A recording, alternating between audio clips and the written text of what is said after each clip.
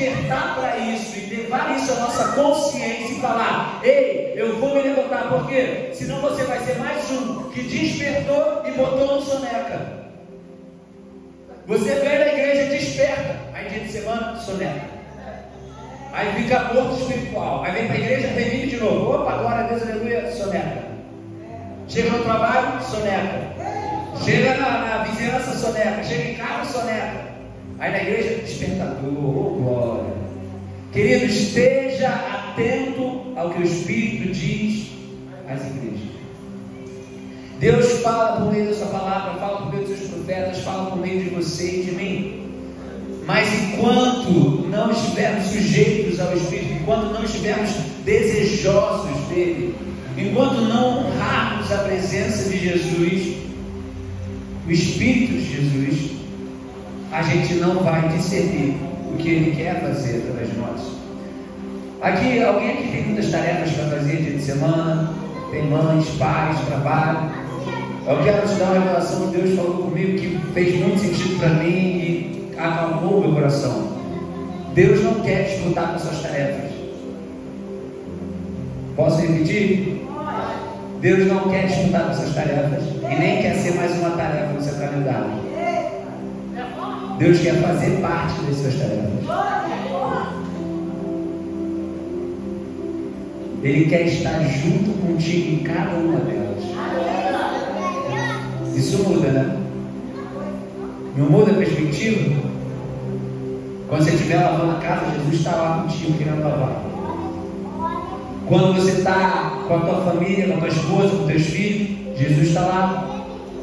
Quando você quer educar, quando você está estudando, Jesus está lá querendo desfrutar com você também. Quando você vai fazer uma prova, quando você vai trabalhar, você está no seu trabalho, Jesus está lá querendo trabalhar com você.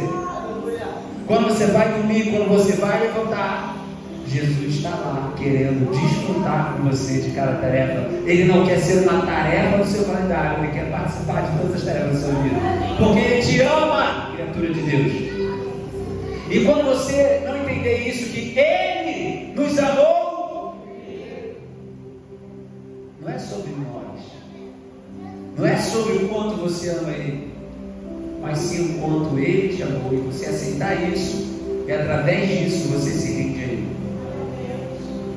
Sabe, enquanto a gente não se rendeu ao primeiro amor, porque eu vou fazer uma pergunta simples aqui, mas que é profunda e que pode tirar a religiosidade da sua vida por todo o resto da sua vida. Posso fazer essa pergunta? Pode. É retórica, não precisa responder, só para você refletir.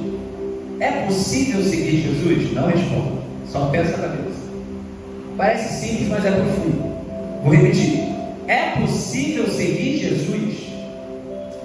A resposta, por mais que você fale sim, é impossível.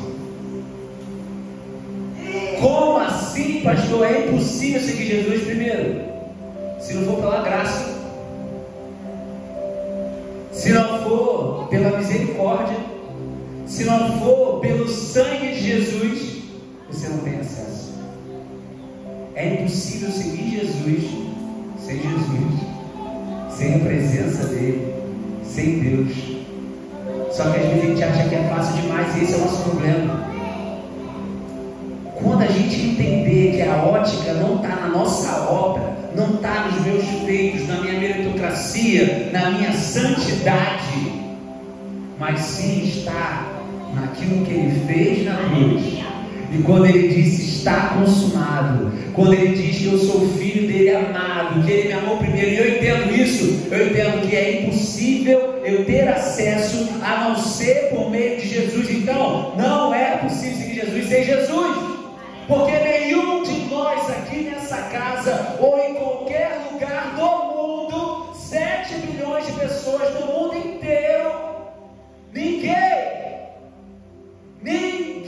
nenhum ser humano na face dessa terra é capaz de seguir Jesus, a não ser pela graça dele e a redenção dele lá naquela cruz. Se você não aceitar isso e entender que é por ele primeiro, porque dele, por ele e para ele foram criadas todas as coisas, nada vai acontecer na sua vida. Você vai viver uma religiosidade de comportamento, de de comparação, de acusação, de julgamentos de si e dos outros. E aí, você está vivendo religiosidade? E posso te dizer, você pode ser pastor, ser diácono, ser obreiro, ser cristão, ser o Zé Bonitinho, andar com a Bíblia debaixo do braço, vir para a igreja, ou buscar a tua casa, ou fazer investimento na rua, e ainda assim ir para o inferno. Se você querer viver uma vida de pecado, longe dos caminhos do Senhor, uma vida sem arrependimento, uma vida sem entrega e sem entender que não é por mim, é por Ele. Foi profundo demais? Você está fazendo uma carinha? Estou voltando, gente. Hoje de manhã eu já fiquei lendo. Tá muito pesado, gente. Já comecei já com a jogada já pesada, né? Agora vou tentar diminuir o ritmo. Tá suave? É, o fato dele é suave. A gente que complica. E é interessante, gente, porque o nosso erro está em achar que é o nosso mérito, quando na verdade é o mérito de Jesus. Se não fosse o feito dele naquela cruz, todos nós estaríamos condenados. Na verdade, eu vi até um vídeo que eu achei muito interessante, coloca assim, um satanista perguntou para a menina, falando, eu sou satanista e eu não fico falando para as pessoas pedindo elas para aceitarem Satanás, mas vocês evangélicos ficam pregando na rua pedindo para aceitar Jesus. Aí a menina esperada falou, meu filho, o mundo já jaz no maligno, você não precisa pedir para as pessoas aceitarem, já é dele. Todos nós estamos destituídos da glória de Deus, ou seja, todos nós pecamos, todos nós estamos condenados. Jesus veio justamente por isso, para nos resgatar das trevas para a sua maravilhosa luz. Por isso que eu e você devemos pregar, porque todo mundo lá fora está condenado. Jesus não veio mandar ninguém para o inferno, Ele veio tirar do inferno. Quando a gente entende essa ótica, eu falo, caramba, então eu tenho que pregar. Porque toda a minha família que não aceitou Jesus está condenada. Eu estava condenado, fui resgatado. O pessoal do meu trabalho, todos os meus amigos da vizinhança, todo mundo está condenado. Porque todos pecaram e destituídos estão da glória de Deus. Romanos 3:3. Todos pecaram. E pecado concebeu minha mãe, o Davi fala isso. Querido, por isso que Cristo veio ao mundo. Por isso que Deus se encarnou e se fez carne, se sacrificou em nosso lugar, porque todos nós estávamos perdidos como ovelhas desgarradas. Todos nós estávamos andando à beira do precipício para caminhos que levavam à morte, mas Jesus, em sua infinitude, em seu amor grandioso, em sua graça incomparável, generosidade e o seu prazer em sua misericórdia, decidiu vir ao mundo, porque Ele amou o mundo de tal maneira que deu seu Filho unigênito para que todo aquele que nele crê não pereça. Por amor a mim, por amor a você, por amor a nós, Ele decidiu assumir a sua culpa e a minha culpa, assumir as nossas verdades, carregou sobre si nossas dores, enfermidades e pecados e consumou naquela cruz, porque Ele preferiu morrer naquela cruz do que passar a eternidade sem você. O Criador, o Eterno, o Jeová Jireh, Jeová Rafa, o Elohim, o Deus que é Espírito, preferiu se fazer carne, se fazer mortal, humilhar-se a si mesmo, na forma de servo, e obediente até a morte, morte de cruz, por amor a mim e você, porque Ele não queria perder os seus filhos. Porque, querido, quando nós pecamos, nós perdemos a paternidade, todos nós estávamos como órfãos. eu não tive esse privilégio, não sei se vou ter um dia, ou se vou fazer isso um dia. Eu acho que ninguém aqui nunca foi órfão, mas eu aposto que uma criança que é órfã, que por alguma fatalidade perdeu o pai ou mãe e não tinha nenhum parente, foi colocado. Imagina, por exemplo, minha filha, vamos supor que minha família é muito grande, mas vamos supor que não tinha ninguém, só tinha eu e Thalita.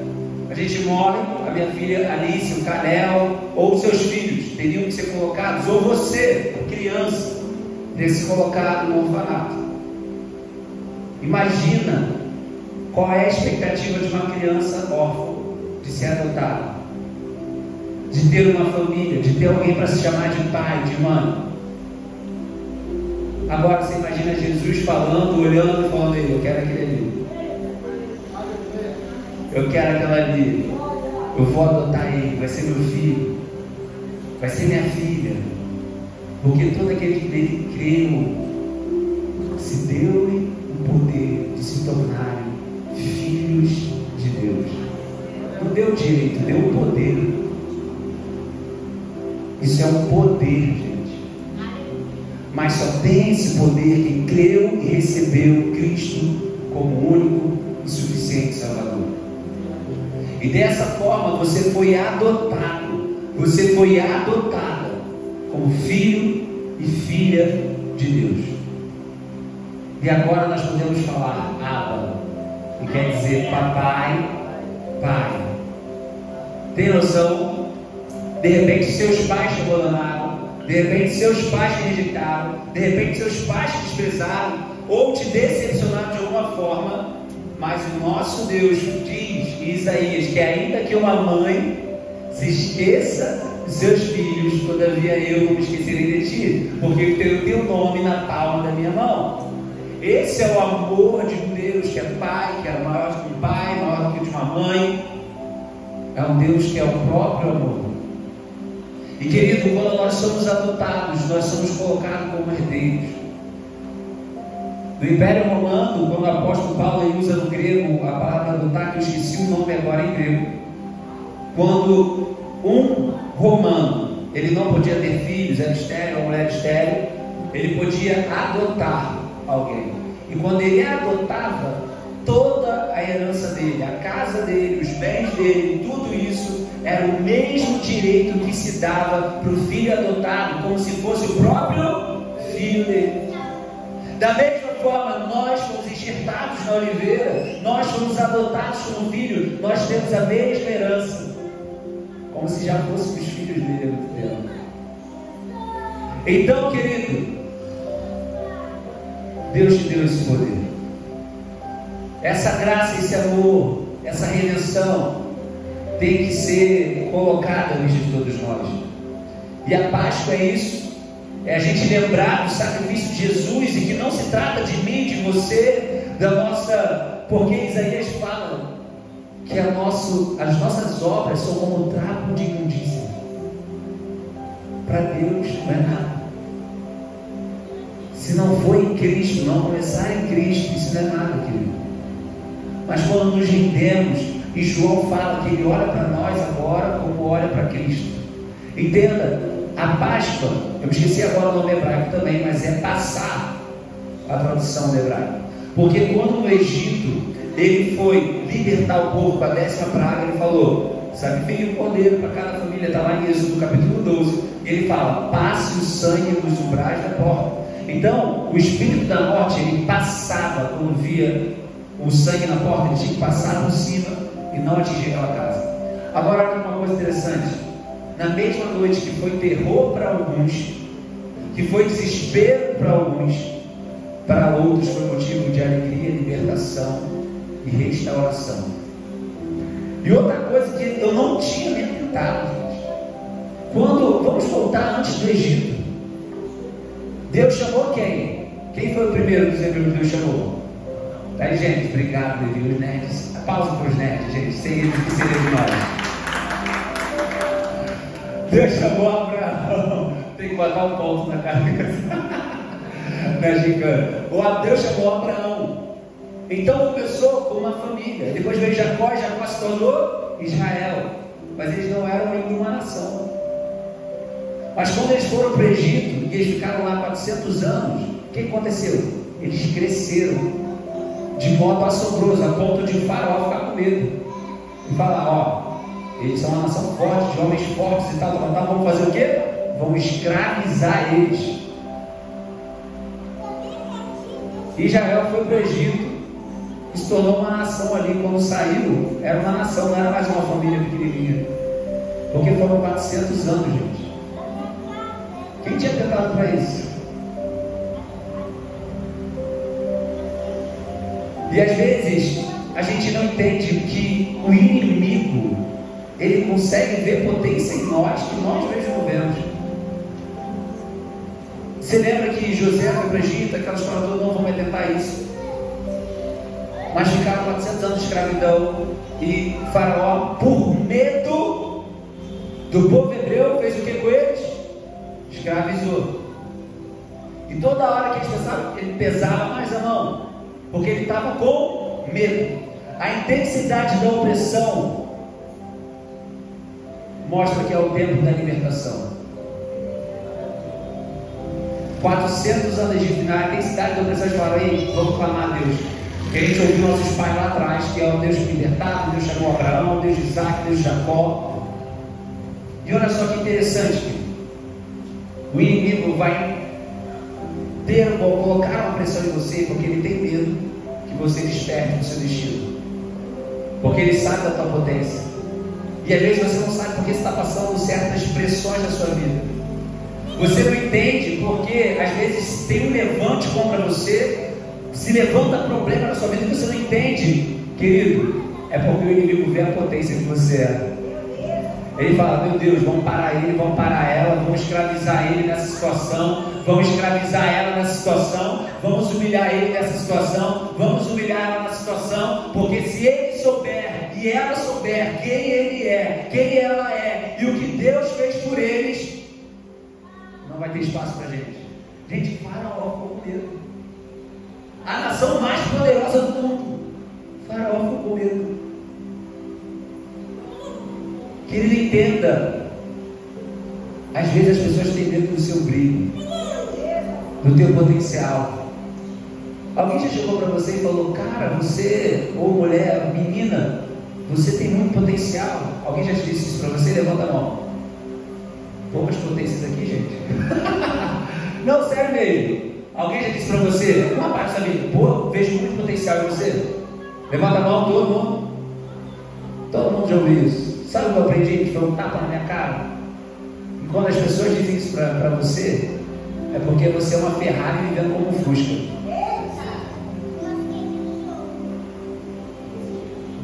Aí aquilo doeu. Que eu me amarrava. Nossa, você tem potencial. Obrigado. Não fala nada, não. Aí depois que eu vi que eu era uma Ferrari vivendo como um Fusca, eu falei: meu irmão, tem que mudar a situação. Não quero mais saber. Não quero mais que as pessoas falem que eu sou potencial, não. Até quando você só vai ser um potencial?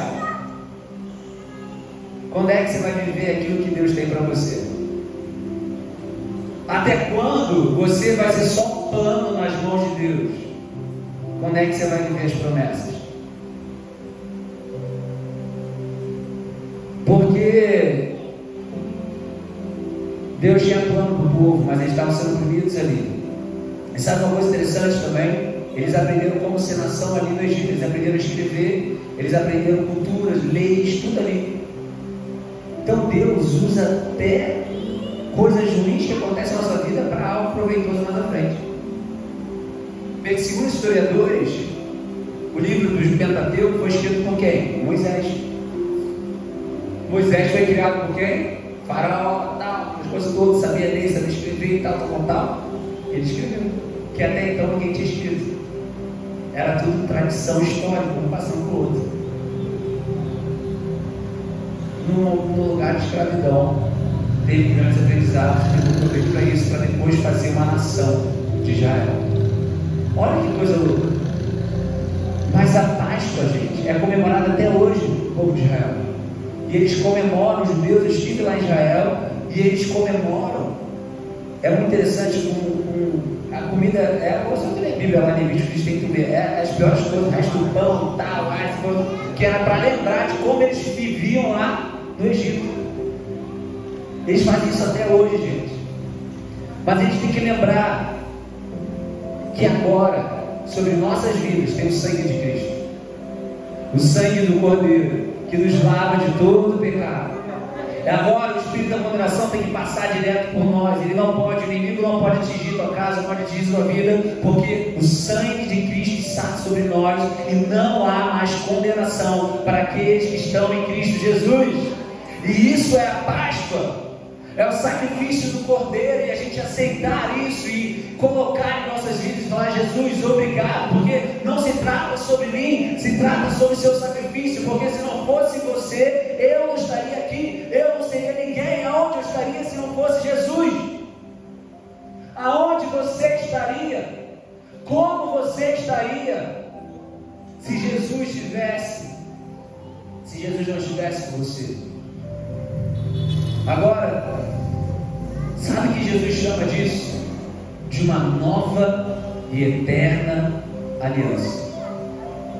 Uma nova e eterna aliança. Fala comigo: nova, eterna aliança. Agora você vai ser usado por Deus essa noite. Você vai pegar a mão do seu irmão aí. Querido, Deus fala do público, mas também fala do teu lado, do teu irmão do lado. Então seja o canal dessa noite. Pega na mão dele, pega na mão dela. A aliança é o quê? Nova, eterna aliança. Agora olha no olho dele, olha no olho dela e fala assim: você.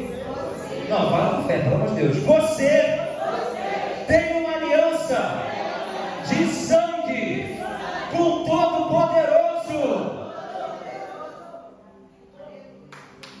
Pode bater palma para Jesus, querido. Você vive uma nova e eterna aliança com o Todo-Poderoso. E às vezes nós esquecemos disso.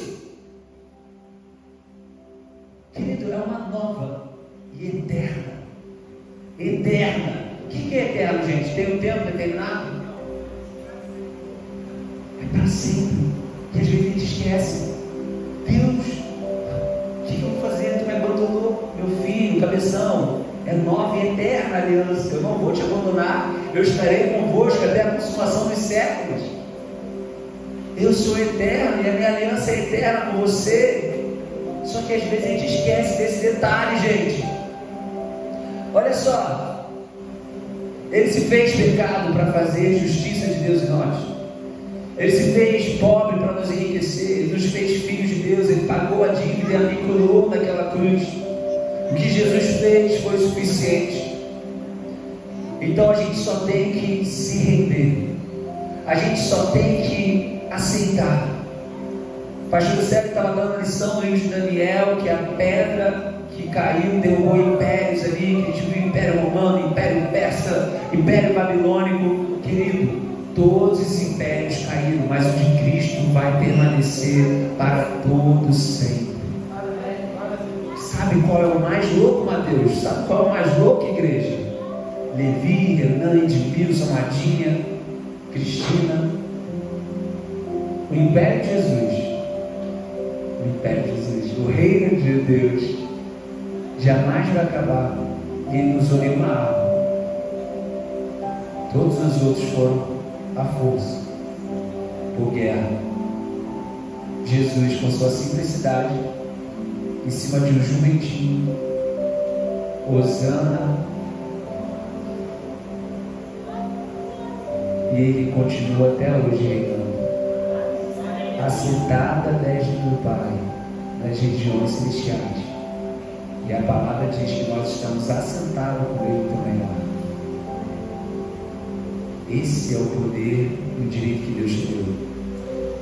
Gente, isso me arrepia, é poderoso, porque às vezes eu esqueço disso, você esquece disso, nós esquecemos de coisas tão simples, que é o que revela quem Ele é, e através dele revela quem nós somos para Ele, e nós entendemos nosso valor. E quando eu entendo isso, não tem como eu ter baixa autoestima, não tem como eu me entregar para a depressão, não tem como eu me entregar para coisas da vida, dúvidas, dores, porque Ele me ama, Ele te ama, Ele te escolheu.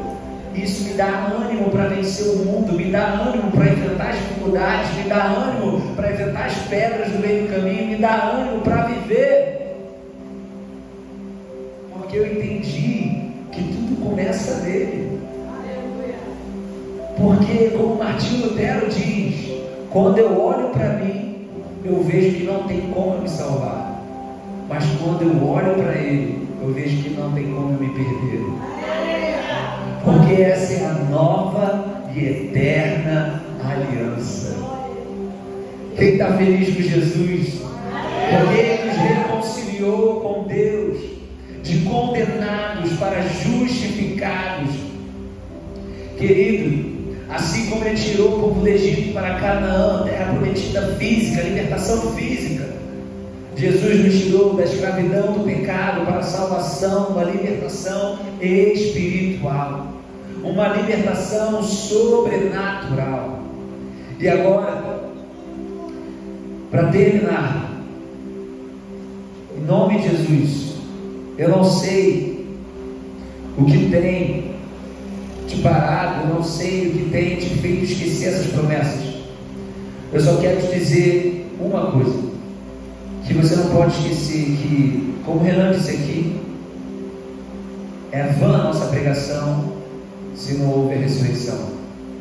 Ele ressuscitou. Foi morto na sexta, foi castigado por nós. Foi o único lugar de Israel que eu chorei, gente. É uma coisa interessante que sabe, a gente tem sonhos, tem metas, tem realizações. E eu profetizo que você vai viver dos sonhos, suas metas, suas realizações. Você tem desejo de viajar para o mundo, você vai viajar. Eu nunca imaginei que eu ia viajar para fora. Tive esse privilégio, tive essa honra. E foi doido. E eu acho que a maioria de quem foi aqui sentiu isso quando estava lá em Israel, como se não fosse nada novo, né, pastor? A gente chega em Israel e fala: caraca, tipo, parece que é a tua casa. É muito louco. Só você ir para Israel, porque eu passei a minha vida inteira ouvindo falar de Israel, de jeito apocalipse. Aí tu chega lá, Galileia, Jerusalém, você parece que conhece. É muito louco, gente. Você vai ter essa experiência um dia, né? E aí, o lugar que eu chorei foi o lugar lá que a gente achou sem querer. A gente estava andando em Jerusalém, nas vielas lá. Aí estava pela Via Dolorosa, tá lá, né? E a gente subia na rua e tinha uma salinha que a gente entrava e tinha lá a pilagem que diz ali que foi onde Jesus foi condenado. Aí tem uma imagem, Jesus, aí tipo assim, conhece a pilagem daqui. Aí eu parei assim, fiquei olhando, só que aí veio a mãe da Glenda, começou a chorar, aí ferrou. Aí começou a chorar, aí tu começa a cair a ficha, caramba, cara, então Jesus foi declarado, aí tu começa a chorar também. Aí tu fica, cara, foi o único lugar que eu chorei. Fui no Getsemane, a gente foi no Getsemane, no Monte das Oliveiras, a gente foi nas igrejas, todo lugar que foi esse ponto lá. Eu acho que tem mais ainda. É emocionante, mas naquele lugar eu chorei. Porque, querido, ele morreu pelos meus e seus pecados. Ele era inocente, ele era simples, ele era o amor. E ele foi morto por mim e por você. E olha só que coisa interessante, porque a palavra diz que ele ressuscitou, e é vã a nossa pregação se ele não tivesse feito isso, porque ele nos justificou do nosso pecado. Romanos 8, versículo 11 diz assim: e se o Espírito daquele que ressuscitou Jesus dentre os mortos habita em vocês, aquele que ressuscitou a Cristo dentre os mortos, ele repete, também dará vida a seus corpos mortais por meio do seu Espírito que habita em vocês. Querido, o que ele está querendo dizer aqui? Que o mesmo Espírito que está em Jesus está em nós. Que as mesmas coisas que ele fez e obras maiores nós podemos fazer. E adivinha? É isso que Jesus quer que a gente faça. Por que ele falou para o pessoal, os discípulos após dele? Ei, obras maiores. Eu não sei você, mas Jesus poderia falar: ó, ninguém vai fazer igual a mim. Eu sou o maior. João chega a dizer que se fosse registrado todos os milagres que ele fez, não caberiam bibliotecas do mundo. E Jesus chega para simples mortais como nós, pecadores, e fala: vocês vão fazer obras maiores. Sinais e maravilhas vão te acompanhar. Mas parece que às vezes a gente não cai a ficha e não entende por causa da nossa religiosidade ou por causa do nosso programa mental colocado na gente, de crenças limitantes, que a gente não pode fazer as mesmas coisas que Jesus ou até maiores. Agora, o que vai acontecer se a gente entender que o mesmo Espírito que habitava em Jesus e ressuscitou ele dentre os mortos, habita em nós, o dunamis de Deus, a dinamite de Deus, o poder de Deus, e a gente fluísse no Espírito, acreditasse em cada vírgula, em cada letra dessa palavra e falasse: vou orar pelos enfermos então, vou pregar a palavra, vou servir. O que vai acontecer se todos nós, como igreja, na nossa simplicidade, no nosso jumentinho, fizermos o simples como Jesus? Impérios caíram, mas o reino de Cristo vai durar para sempre. E Ele deseja que eu e você façamos obras maiores do que a dele. Isso é louco, não é? E esse mesmo Espírito habita em nós. Agora, para terminar a igreja, a parte 2, tem que terminar 3 meses. Dunamis de Deus.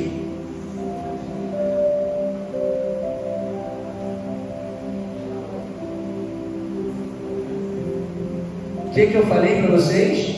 O mesmo Espírito que habitava em Jesus habita em... Aí, acordou meu. Habita em...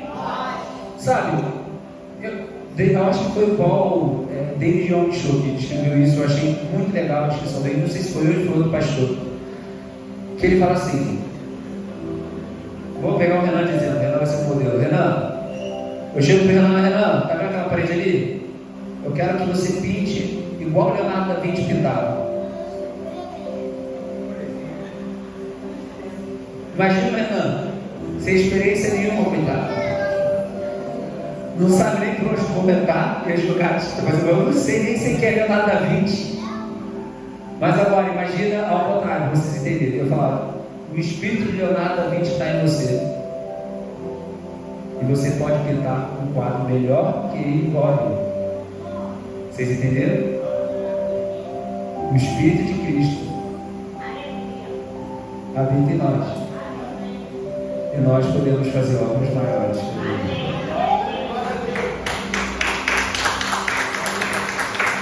Agora, para terminar, parte 3, agora é o último terminar.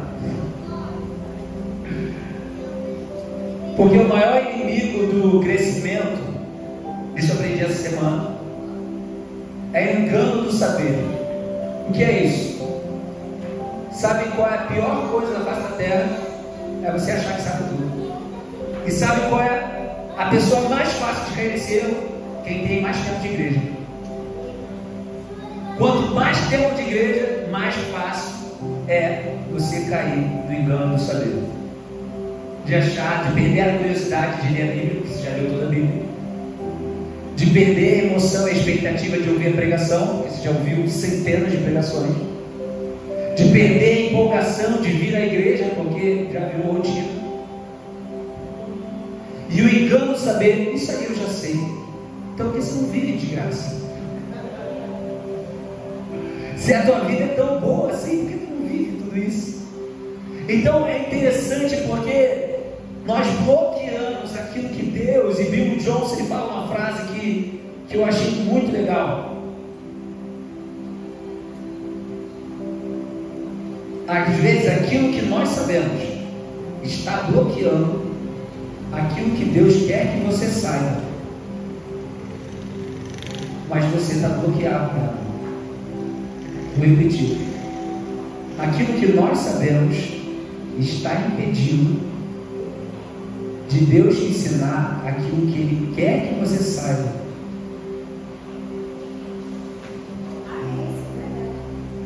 Porque você tem todo o seu mundinho aqui, ó. Aí Deus fala: quero botar coisa nova aí, mas não, Deus, é isso aqui que é você. A minha teologia é essa. Por exemplo, vamos lá, os mais tradicionais, aqueles retratão tradicionalzão. Línguas estranhas? Não, isso aqui não tem aqui não. Não li isso aqui não. Tinha muita crise dessa na época, né? Língua de profecia, isso aí é golpe. Aí os outros estão hospitalados aqui. Vamos ler a Bíblia? Não, ler a Bíblia é tradicional demais. Aqui é só ouvir. E às vezes Deus quer que você saiba coisas novas, mas você está bloqueado nas coisas que te limitam e você sabe. Porque você é o PhD em Harvard da EBD. 30 anos de EBD. O que você não sabe? Você sabe tudo. Perdeu a curiosidade. E aí que está. A gente perde aquela expectativa, aquele primeiro amor. De ter um encontro com Jesus e falar: Jesus, e aí? Vamos começar, senta aí. Fala coisa nova aí. Quer ver coisa nova? Vamos conversar. Bom, o que você quer fazer de novo nessa semana? Porque a gente prefere o desconforto conhecido do que o desconforto do desconhecido. A gente prefere ficar na nossa mazela, ficar na mesmice e querer resultados diferentes. Se a gente não fizer nada diferente nessa igreja, nada diferente vai acontecer. Se a gente não se mover para o novo e se abrir, Deus, eu sei isso aqui, mas você está falando que tem mais? Eu vou. Por exemplo, olha o que Deus fez. Eu nasci e fui criado dentro da igreja tradicional. Aí quando eu fiz 18 anos, Deus me levou para a Assembleia. Olha que coisa louca. Mas imagina, a nossa igreja aqui era aqui mesmo. Ó, na época o pastor Canu era, falei até o nome dele, Corta. É uma bênção, tá? O homem de Deus está no paraíso agora. Era pecado bater palma, era pecado calçar jeans, era pecado de coisa, línguas estranhas, nem havia, era tudo errado, não existia nada disso. Então, ó, orar pelos enfermos, macumba, entendeu? Tipo assim, era mais ou menos isso. O enfermo tem que ir para o médico, tomar remédio. Não tinha essa questão de vamos orar pelos enfermos e serão curados. Aí vai eu, 18 anos para a igreja assim, saber, aqui. Aí eu olhar para a Assembleia. Para o filho do Nicador, que é totalmente diferente. Nicador tradicionalzão, o filho dele é outro extremo. Penteca roxo. Aí chega lá, imagina a igreja, que todo mundo cantava assim, só ele no cantor cristão. Exalta. A música mais rápida é essa. Seja nosso Deus e Pai. E aí vou lá, Jesus, aí nego rodando no poder, aí línguas, aí eis que te digo terra. 18 anos da minha vida aqui, aí deu olhar para um bagulho doido, eu falei, meu Deus, que mundo é esse que eu não conhecia? Aí Deus falando, ó, tá vendo, você estava bloqueado, eu tive que tirar para te mostrar coisas que você ainda não sabe. E às vezes eu estou bloqueando ainda Deus coisas que eu ainda não sei, porque eu estou focado naquilo que eu sei. E Deus quer te levar para coisa, só que você fica assim, não, mas está bom aqui, Deus. E Deus fala, deixa eu te mostrar que eu sou infinitamente maior, meus planos são maiores, meus caminhos são maiores, tudo é maior meu. Não tem como tua mente pequena e limitada aí, se abre de novo, se abre para a curiosidade. E ali eu vi, gente, eu comecei a ouvir, eu vi a importância da oração, monte, gente, monte. O que era isso? Eu aprendi monte lá. Ah, meu Deus, não tinha falou de monte. Vamos subir para o monte, o que é monte? Vamos para o Monte Horebe. Vai tentar uma Kombi, um bando de doido, queimando coque.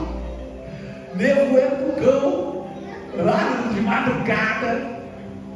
Caraca, lá no alto do morro, lá sobe a montanha, desgraçada lá. Tá rindo porque você sabe como é que é. Aí chega lá, meu irmão, meu nariz, eu sou toda leste, quase vai pra cá, mano, espiando, não sei o quê. Aí tu louco que chegava, vai cada um no seu canto orar. Meu Deus, que bagulho é esse? Vou orar aqui no meio da noite, eu podia orar no meu quarto. Aí vai, cada um ora, não sabia o que fazer. Eu falei, Deus, aí, eu estou todo catarrado agora, não sei o que eu estou fazendo aqui na minha vida. Aí pensa, depois junto o povo, aí vai revelação, aqui é este que te falar, este que falar. Então, gente, Deus começou a me mostrar coisas que eu não sabia que tinha. Deus quer te mostrar, mas você está retendo. Agora, olha só que coisa interessante. 2 Coríntios 4, 17, 18. Porque a nossa leve e momentânea tribulação produz. Fala comigo em alto e bom som. Quando eu falar 1, 2, 3, você vai falar produz bem alto, tá bom? 1, 2, 3. Produz. Pode ser mais alto. 1, 2, 3. Produz. Então vocês estão me dizendo que a nossa leve e momentânea tribulação produz. Tem um delay.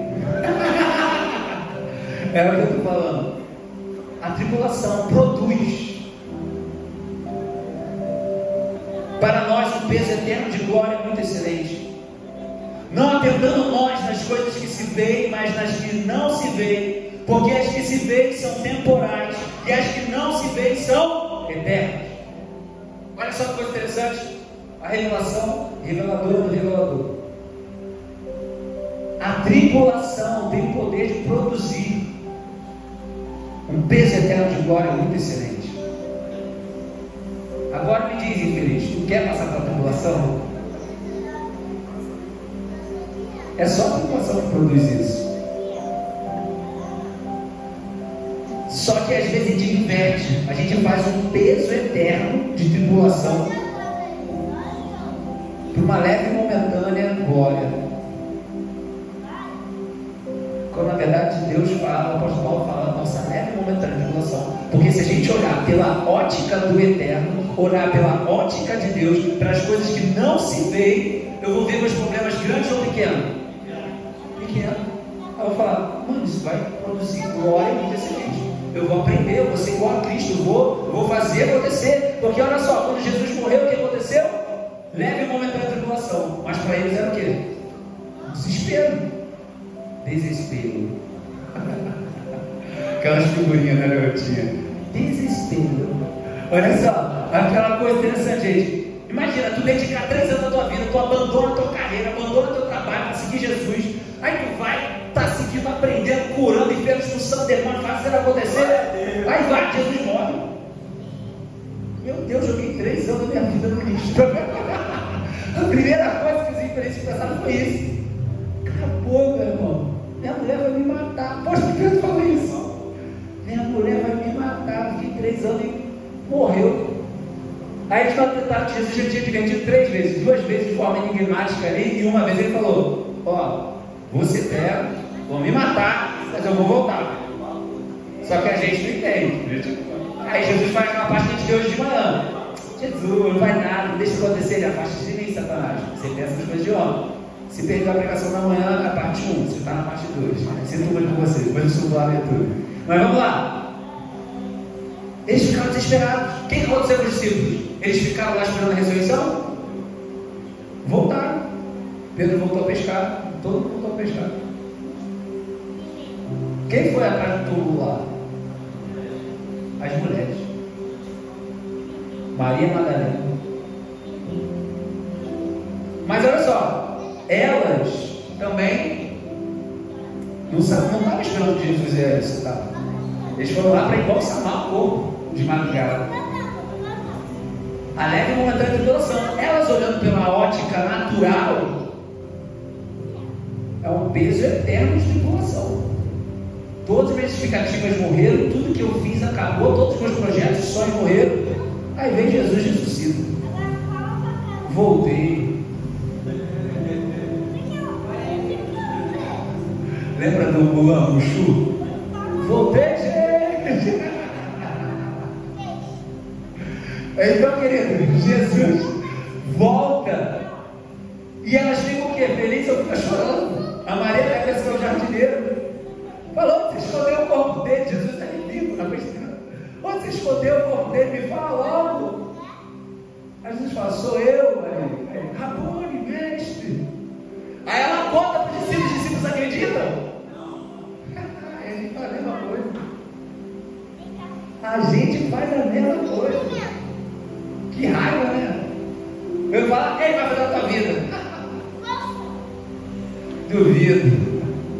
Aí quem que eles discípulos acreditaram tanto que foram com ele, ficaram perturbando, foram com ele, tá lá. Querido, entenda. Quando a gente olha pela ótica de Deus os nossos problemas, isso vai produzir para nós o peso eterno de glória.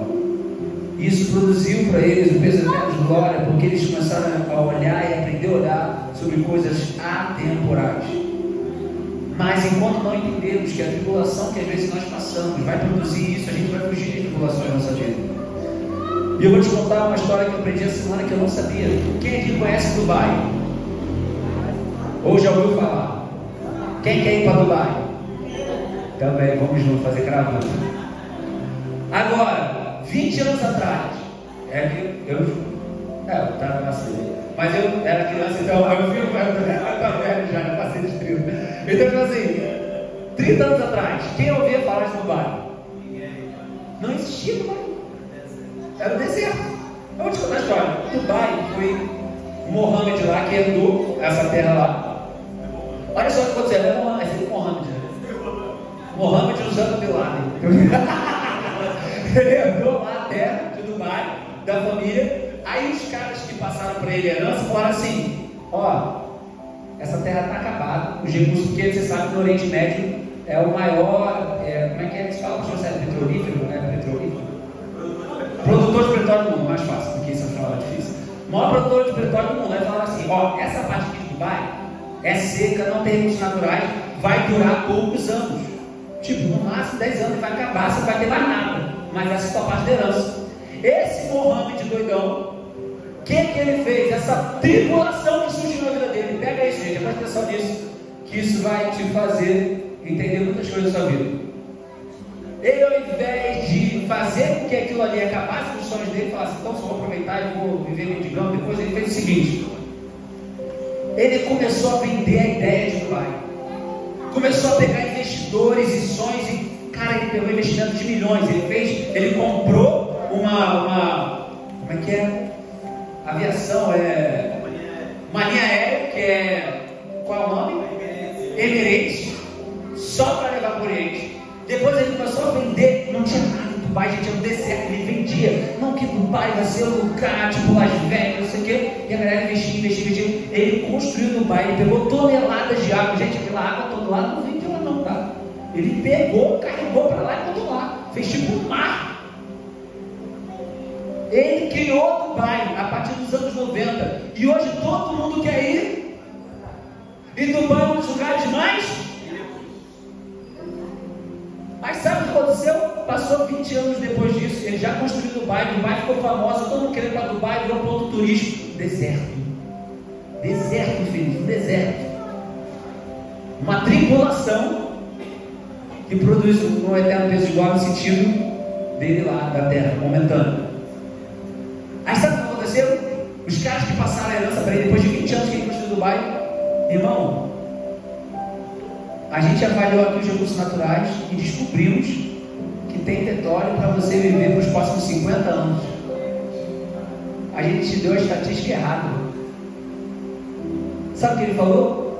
Ainda bem que eu não sabia disso, porque eu não teria construído Dubai do jeito que ela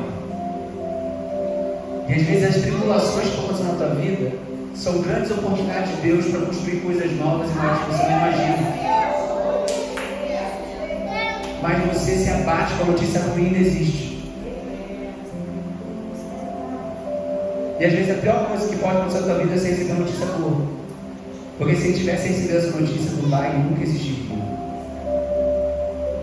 O que está deixando de existir? O que está deixando de ser criado? Aleluia. Querido, que essa palavra possa produzir um peso eterno de glória na sua vida e em nossas vidas, e que possamos atentar para as coisas que não se veem, que são atemporais e eternas. Vamos se colocar de pé.